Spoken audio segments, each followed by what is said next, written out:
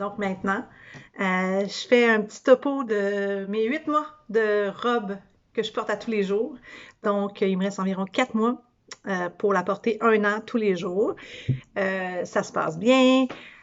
Je pense pas à ça tout le temps. Ça fait pas partie. C'est pas une angoisse. C'est pas une préoccupation. C'est des fois, j'y pense pas du tout. Puis je fais juste la mettre puis j'y pense pas. Puis des fois, j'ai encore du plaisir à choisir qu'est-ce que je vais porter avec quoi. Puis d'autres fois où on dirait que j'ai oublié que je fais ça puis que c'est pas tout le monde qui fait ça. Je la mets tout le temps puis je me pose pas de questions. Donc, c'est pas c'est pas un sujet qui prend beaucoup de place dans ma tête.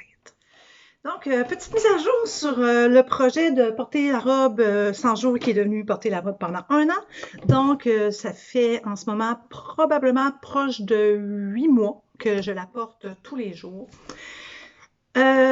Tous les jours, oui, mais non, en fait, parce qu'il est arrivé des choses comme des corvines de garage qui ont duré beaucoup de temps, démonter une piscine, faire du jardinage, jouer dans une serre. Je la porte pas à ce moment-là parce que je veux qu'elle me dure le plus longtemps possible, donc qu'elle ne se salisse pas pour que je n'ai pas à la laver tout le temps.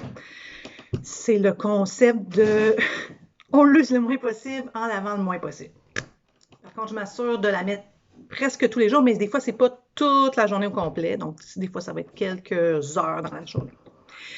Et j'ai pris un peu l'habitude là, depuis quelques temps, de quand j'arrive à la maison après le travail ou après mes trucs, de l'enlever, là, parce que j'essaie vraiment de la toffer. Il commence à avoir des petites choses qui se passent avec elle. Puis je me dis, il me reste quand même 4-5 mois. Je veux qu'elle dure jusqu'à la fin, donc je l'économise. Pour l'entretien de la robe, c'est ça, je la lave environ une fois par semaine et je l'accroche pour la faire sécher. Je la mets pas dans la sécheuse. Et je m'assure de ne pas faire de taches dessus. Donc, quand je cuisine, je vais mettre un tablier ou je vais l'enlever. Et je porte toujours une camisole assez longue en dessous pour que ma sueur soit pas en contact direct pour lui donner une chance. Puis souvent, j'ai des pantalons, donc aussi à l'intérieur, je touche pas vraiment. C'est pas comme si c'était un sous-vêtement collé sur ma peau. Là, je me permettrais peut-être pas de le laver aussi peu, mais je me suis trouvé ce truc-là pour que tu sais, si je la lave une fois par semaine environ, ben ça va faire 52 lavages au bout de l'année. 52 lavages pour une robe de cette qualité-là, c'est-à-dire médiocre, c'est déjà beaucoup. Fait que je fais vraiment attention.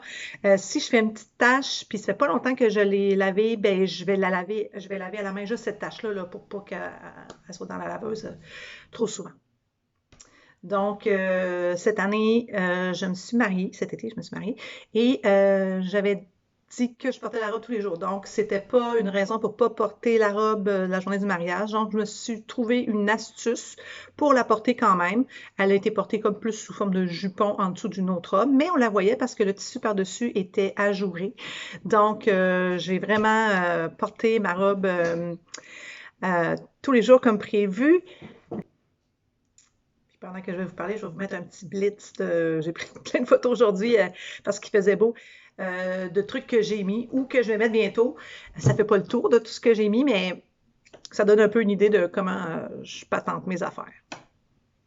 Donc, voici mon organisation quotidienne de vêtements pour choisir ce que je vais porter le matin, donc avec ma robe.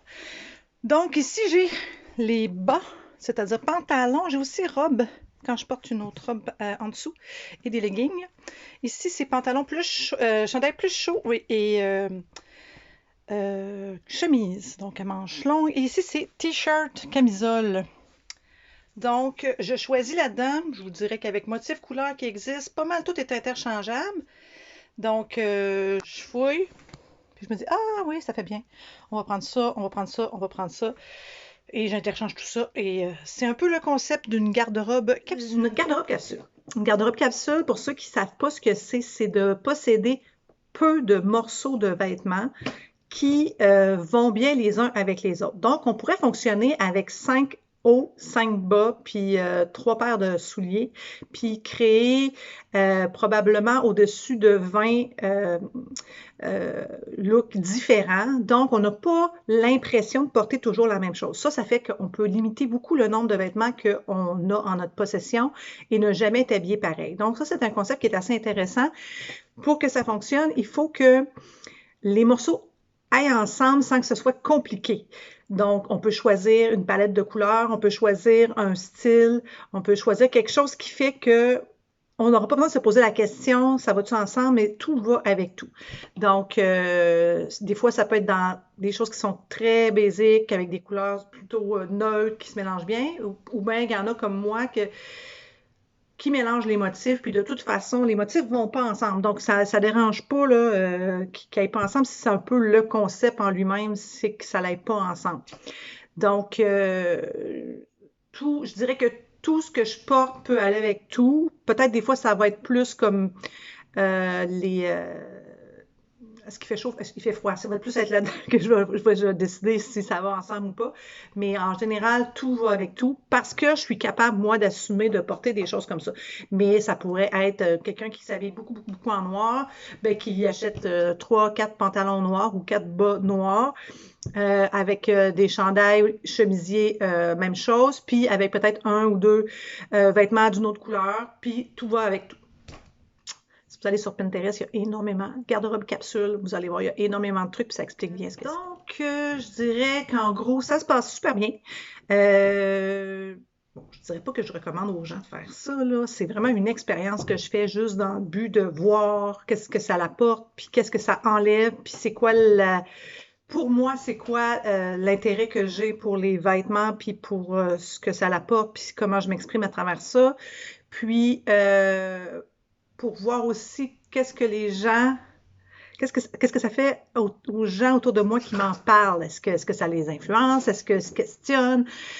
Donc, c'est vraiment pour ça, mais c'est pas quelque chose que dans une démarche environnementale, je dirais, eh ben, tout le monde, vous devez absolument porter juste toujours le même vêtement.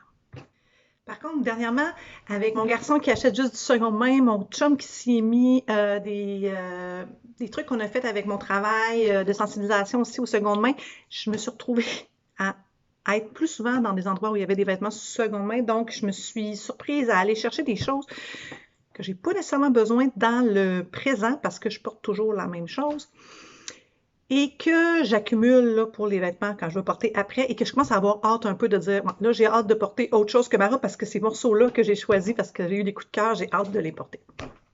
Mais je vais quand même toffer jusqu'à la fin. Donc, il reste 4 mois. Et à la fin, je vais vous faire une rétrospective de comment ça s'est passé, si j'ai découvert autre chose, puis qu'est-ce qui sort de cette expérience-là.